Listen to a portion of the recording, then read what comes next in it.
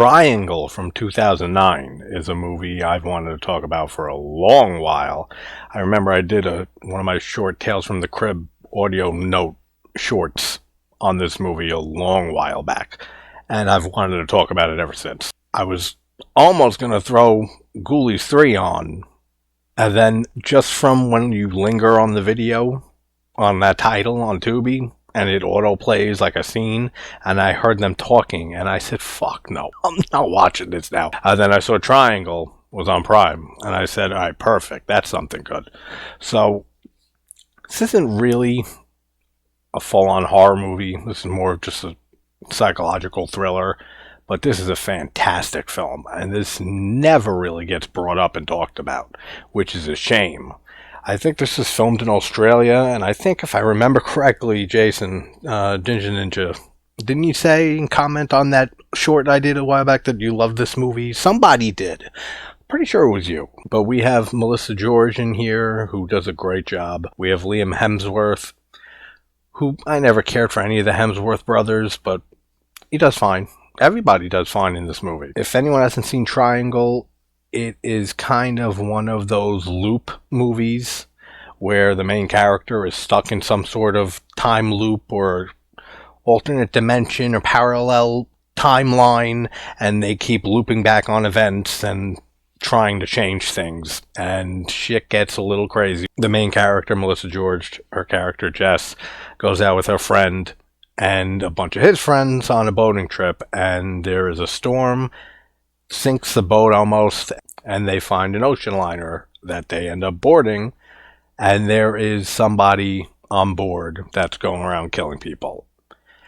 Then things start getting real crazy and layered. So it's a very dense movie, and I really like how it leaves things open in your mind at the end to explore different interpretations and stuff for the ending. But we'll get there. So let's talk Triangle from 2009. Great movie. So Jess is a single mother, and she has an autistic son named Tommy. I love the music in the beginning. The score throughout this movie is very good. Like with the opening with the piano and like the very light, whimsical female vocals.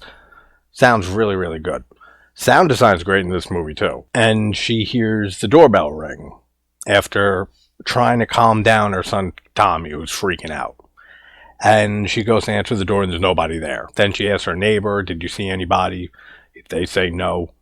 And then this all gets flipped on its head in like the third act of the movie when we start getting into the time loop and we see what actually happens here at the beginning. Another thing, the cinematography and just the way the film is shot, it looks fucking gorgeous.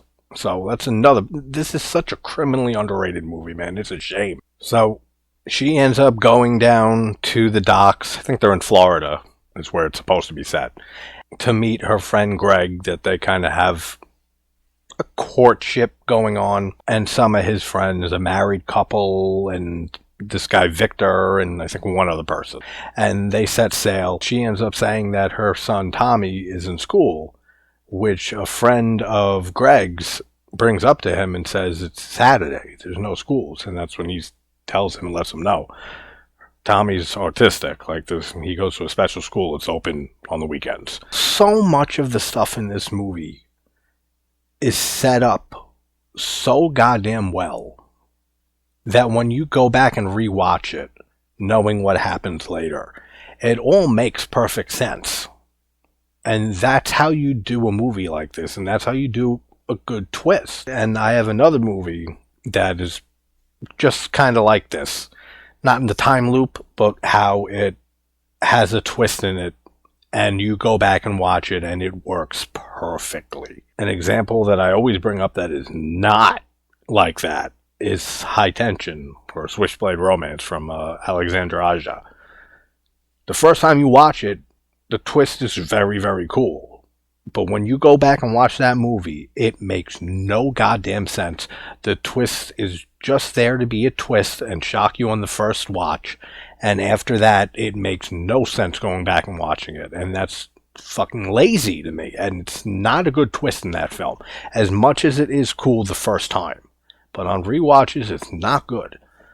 This movie's great on rewatches, and you catch different things every time. So they all set sail for the ocean blue, and we see Jess have a dream of her like winding up on the beach on the shore with the water coming up and hitting her while she's like unconscious and waking up on the beach, which will play into the whole twist and ending later. Now they see the storm coming.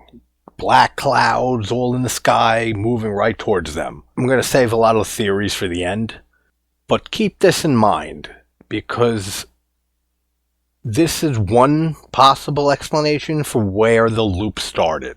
There's a few different points in this movie where I think that the loop could have started. I think the most obvious one is the one that everybody will think, but keep this in mind that they see the black clouds come in and stuff. So could this be what possibly causes this time loop? So the storm hits and it's fucking devastating. They like barely survive. They survive through the storm though. It's morning and they're all hanging out on the bottom of the boat because it flipped over. So they end up seeing this ocean liner that's just drifting across the sea. And they end up making their way on there. Now, this is another point in the movie to keep in mind. Is this possibly where the loop started? Is it the ship itself?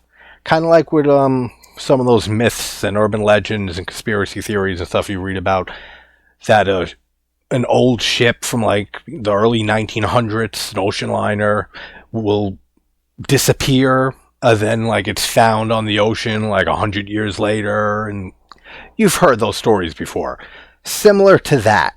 So is boarding the ocean liner here possibly what triggers the loop? Let's solve this together, shall we? So they're looking around this whole ship. There is no one there at all. It is just a desolate, empty ship sailing in the ocean.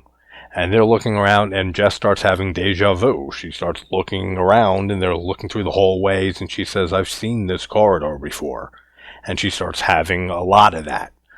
And then she finds her keys. And they all start, thinking, now this is a little unusual. So she finds her own keys on this ocean liner after just boarding it. After being and losing them, I'm pretty sure, like when the boat capsized and turned over. I mean, you might as well just get the twist out of the way at this point. If you haven't seen the movie, whatever, you're too late now. So they start getting killed one by one by a killer with a bag over their head. And later on in the third act, we find out that it's Jess herself. And she's in this time loop where her past self is trying to tell her present self that she has to kill everybody on board, and that'll reset or end the time loop. And then we find out at the very end of the movie that she ended up killing her son in a car accident. Now, is that where the time loop started? Is it when she killed her son, or I've heard this theory, did she die also in the car wreck at the end, or at the beginning of the loop? Or that's where it gets very confusing here. But is this like some sort of purgatory for her, and she's just constantly in an infinite loop trying to save her son and failing every single time? Or did the death of her son just trigger this time loop for her because it traumatized her so much it ripped open something? I've also heard and talked about this theory with friends. Did she just lose her mind from guilt and loss from her son dying in the car wreck? That triggered the loop in her mind, and this is all in her head. I don't really subscribe to that theory, but it's interesting to think about. And then, like I said earlier, did the storm possibly bring upon the whole loop, and her killing her son in the car wreck at the end is the end of the loop? Because I want to figure out where the loop starts.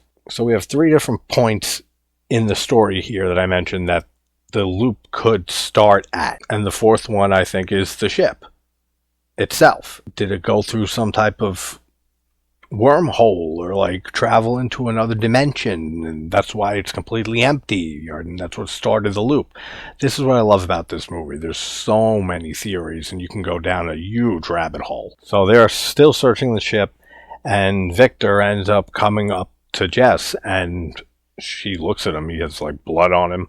She said, "What happened?" And he just starts choking her out.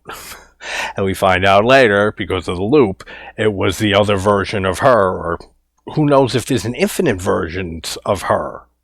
It's never really explained. It doesn't need to be. But it was another version of her that killed him in the previous loop. So now she's the new version. He doesn't know that. He thinks it's the old version. So he's trying to kill her, and she ends up killing him. Mind-bending stuff. So another one of the group gets shot, and she comes in, and the wife starts arguing with her and flipping the hell out, saying that he said, "You're the one who shot him, that just shot him." So, again, later on we find out it's another version of her. And for some reason, like I said, she's dressed up like Sackhead Jason. I mean, it's a cool look. Then we have a cool scene where Jess comes face to face with the killer, Sackhead, and starts asking the killer, "Who are you?" And it replies, and it's very obvious, of course, like throughout the very start of the weird events in this movie, that it's her, like, committing these murders, and that there's some type of weird shit going on. Because when the killer says the lines of kill them all, it's the only way to get home to Jess, then she attacks herself and she ends up falling off the ship, and then she's the present one until the next loop, and she becomes the past one, and he keeps on going and going. But the way that the killer delivers the lines, it's clearly a female's voice, and it sounds like Jess. So they don't really try to hide the fact. It's more of like the plot twist near the end of her killing Tommy, in the car wreck, that possibly, but I don't really think, killed her also and put her in like a purgatory. So then various things start changing. She tries to convince them at first that it's not her, even though they're saying it's her. And every time she ends up killing the killer, and the killer falls off the boat and dies, then their little capsized ship shows up, and they get onto the ship again, and the loop starts all over. She's the last one on the boat, and she becomes the one, because of what the killer told her, to put on the sack, and starts killing them, and it goes on and on. Then the kills start changing. She starts to try to prevent things, and by accident she kills people in different ways than what happened in a previous loop. So I don't know if this is like an alternate dimension or like parallel timelines, but all that's just very fascinating to me. I like the shot when you see all the bodies from all the previous loops, and she discovers them like on the one side of the deck on the ship.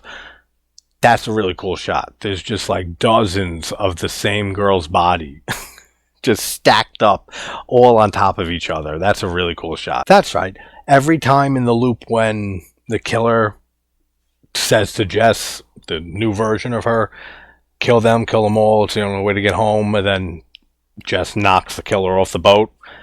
I forgot, yeah, she doesn't kill her, because then when they reveal the ending here, she washes up on the shore after being knocked off the boat. And it's just like in the dream that she had on the boat earlier. So I don't know if it's layered dimensions or realities, or if she's just remembering parts of the loop from previous loops. Mindfuck of a movie, man. Then she ends up heading home. And then I think that all of this is just brilliant. The way that they handled this, and the attention to detail, and the way that all of this just fits together pretty much perfectly. And we see that she was the one who rang the doorbell at the beginning. The other version of her. The past version, I guess. And then we find out that Jess is kind of a bitch and a terrible mother. She can't handle his autism. She's a single mother. We see her slap her son. She's screaming at him. Really, really not good stuff. And it's disheartening seeing it. And then we get a great scene where past version Jess comes in and just bludgeons and kills that version of Jess. And then we find out that's what Tommy, the boy, was having the fit about in the beginning of the movie. And she's trying to calm him down and saying, Mommy's here and stuff. Is that he saw the mess of the body. Then we see her loading the suitcase or the bag into her trunk, which is her body. And then we see the car wreck and find out that Tommy was killed. And just the way that she looks at the end of that, just completely broken. Now, is this the beginning of the loop or the end? I want to hear people's thoughts. Where does the loop begin? I've named the multiple spawn points for the loop. So let me know what you guys think in the comments. But this is a great movie. This is such an underrated film. And I think anyone who hasn't seen this film absolutely has to check it out at least once. And it is a movie that will keep you thinking for a long while afterwards. So I'm glad I picked this fucking movie over Ghoulies 3. Ghoulies Go to College. It'll come sometime, but this was a much superior choice. Are you serious? Alright, guys. I'll have another one out after this later tonight. Most likely, like a late night one.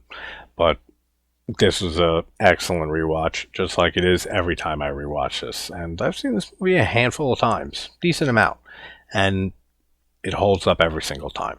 So, Triangle 2009, great film. All right, everybody, take care.